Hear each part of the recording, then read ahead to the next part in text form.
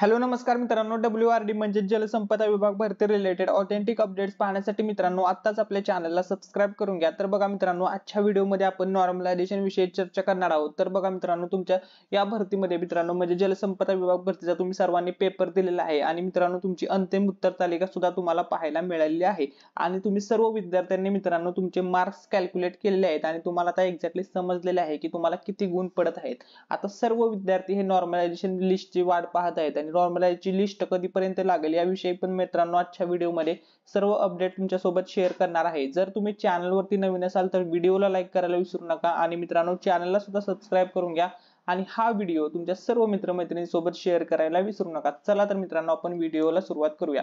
तर या ठिकाणी बघा मित्रांनो, WRD च्या ऑफिशियल वेबसाईट वरती आहे। या ठिकाणी जर मित्रांनो तुम्हाला कोणती अपडेट पाहायची असेल, जी काही अपडेट येते मित्रांनो जलसंपदा विभाग भरती रिलेटेड, ती सर्वात पहिल्यांदा अपडेट या वेबसाईट वरती येते। या ठिकाणी तुम्हाला सरळ सेवा भरतीचा एक सेक्शन पाहायला मिळतो। त्यानंतर ज्यावेळेस तुम्ही या ठिकाणी सरळ सेवा भरती सन 2023 वरती क्लिक करता, त्यानंतर जेवढी पण नवीन अपडेट येते ती सर्व अपडेट या ठिकाणी तुम्हाला पाहायला मिळते। काही विद्यार्थी विचारत होते ऑफिशियल वेबसाईट कोणती आहे, तर आता त्याविषयी सुद्धा तुमचा डाऊट क्लिअर झालेला आहे। आता आपण नॉर्मलायझेशन विषयी माहिती बघणार आहोत। तर या ठिकाणी बघा, जलसंपदा विभाग समन्वय समिती गट ब अपराजित गट क सरळ सेवा भरती। आता नॉर्मलायझेशनची मेथड कशा प्रकारे वर्क करते ते पाहूया आपण। तर बघा, जलसंपदा विभागातील गट ब अपराजित व गट क मधील विविध संवर्गाच्या परीक्षा 2023 ही राज्यातील विविध परीक्षा केंद्रावर आयोजित करण्यात आली होती असून उमेदवारांची संख्या विचारात घेऊन सदर परीक्षा वेगवेगळ्या सत्रांमध्ये घेण्यात येणार होती। म्हणजे परीक्षा तुमची आता कंप्लीट झालेली आहे। सदर प्रत्येक सत्राच्या प्रश्नपत्रिका वेगवेगळ्या असतील। परीक्षार्थींची संख्या विचारात घेऊन परीक्षा एकापेक्षा अनेक सत्रात पार पाडावयाची झाल्यास भिन्न प्रश्नपत्रिकांची काठिण्य पातळीचे समीकरण नॉर्मलायझेशन करण्यात येईल व त्यासाठी पुढे नमूद केलेल्या या पद्धतीचा अवलंब करण्यात येईल, म्हणजे मीन स्टँडर्ड डेव्हिएशन मेथड आहे मित्रांनो। तर या फॉर्म्युलेचा यूज करून मित्रांनो तुम्ही जो पेपर दिलेला आहे जलसंपदा विभाग मध्ये, तो विविध शिफ्ट मध्ये पेपर झालेला आहे।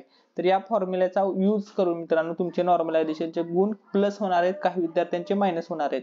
तर बघा, म्हणजे नॉर्मलायझेशनचा काही विद्यार्थ्यांना फायदा होईल तर काही विद्यार्थ्यांना तोटा होईल। आता महत्त्वाचा मुद्दा, कितीपर्यंत तुमचे मार्क्स वाढू शकतात, तर जर आपण ऍव्हरेज काढला मित्रांनो, तर ऍव्हरेज मध्ये मित्रांनो तुमचे 10 ते 15 मार्क्स तुमचे सरासरी वाढू शकतात नॉर्मलायझेशन मध्ये। आणि कमी मध्ये जर झाले काही विद्यार्थ्यांचे, तर ते ऍव्हरेज मध्ये जर बघितलं तर 3 ते 4 मार्क मित्रांनो विद्यार्थ्यांचे कमी होऊ शकतात। काही विद्यार्थ्यांचे 2 मार्क 6 मार्क सुद्धा कमी होऊ शकतात मॅक्सिमम।